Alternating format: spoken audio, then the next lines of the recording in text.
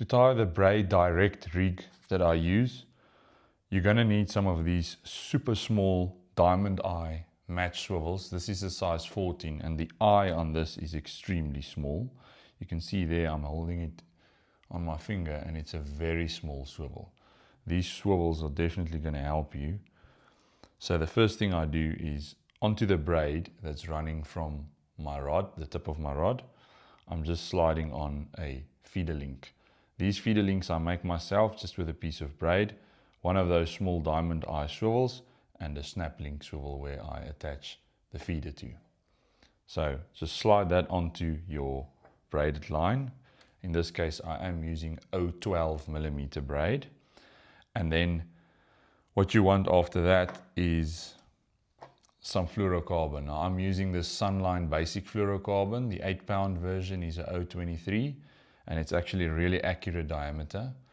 And I found that this is a great fluorocarbon. It's good quality, it's nice and soft, it's still stiff to kick out your hook line away from your feeder, but it's easy to work with.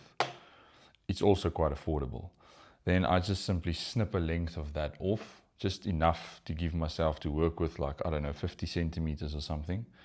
And then I combine these two materials to lay them, I just lay them next to each other. I use that same water knot like you've seen everywhere over the internet. I used to call it the surgeon's knot. So you just lay the two materials next to each other like that, form a nice big loop, like so, and then basically just pull the tag end of the braid and the full length of that fluorocarbon through that loop. It's basically a granny knot. I go through 4 times, you can go 5, even 3 is enough. 4 times just give you a nice big knot, so you'll see you'll be left with that. Then just wet it,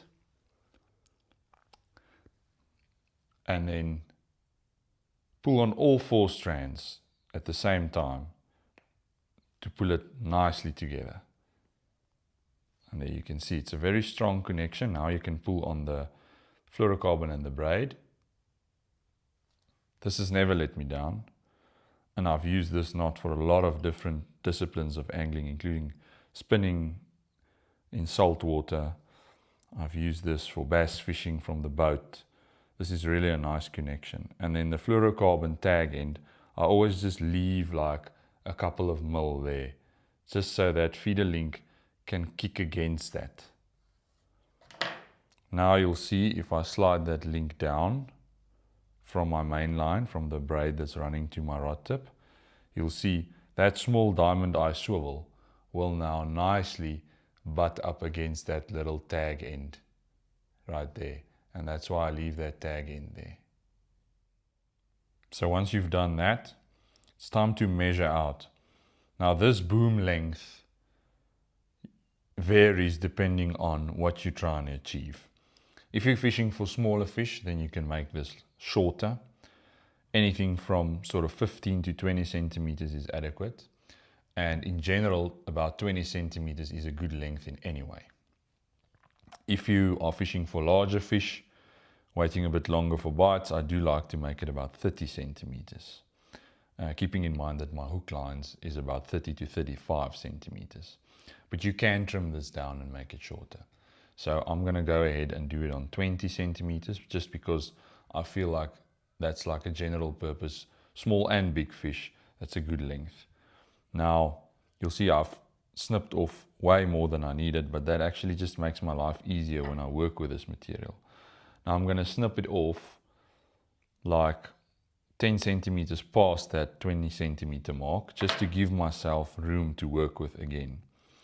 And then I'm going to use one of these tiny little swivels, these diamond eye match swivels, and I'm going to tie it on here. Now usually I just tied a loop in here and then attached my hook line loop to the boom section. But I've recently employed this swivel here just because I feel like the weight of this swivel just helps to kick out that boom when you hit the clip on a cast. And I must say, it's actually been really good. So pass the fluorocarbon through the diamond eye swivel. Give yourself just enough room to work with. You can see these swivels, they are a bit fiddly because they are tiny. but they do make a massive difference in my fishing, so I'll keep on using them. And I like to use a uni knot on here. So just form a loop, then pull the tag end through, and I just use my teeth to grab that little tag every time I push it through. It's just a bit easier.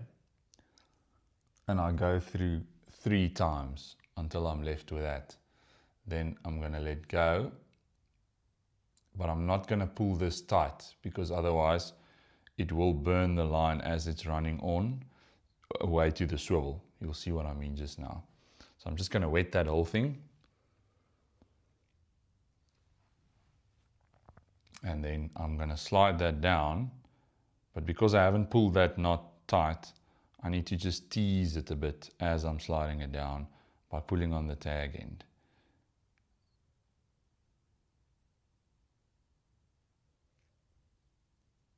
And that way it keeps this main boom section nice and straight. And there you go. That's on there, good enough. It's a nice strong knot. I've found that it works well with a fluorocarbon. And then I simply just trim off that piece nice and close. And that is basically where I'm then going to attach my hook line to, onto this side of that swivel. You can see there's my boom section, there's my knot that goes towards my braid, and then my feeder link will just butt up against that. So there's the finished rig. Feeder link slides up and down on the braid, stops against that knot. You've got a boom section there. Let's see, it measured just over 20 centimeters, just because I've given myself that room to work with, but that's perfectly fine. And that is my braid direct rig for the feeder.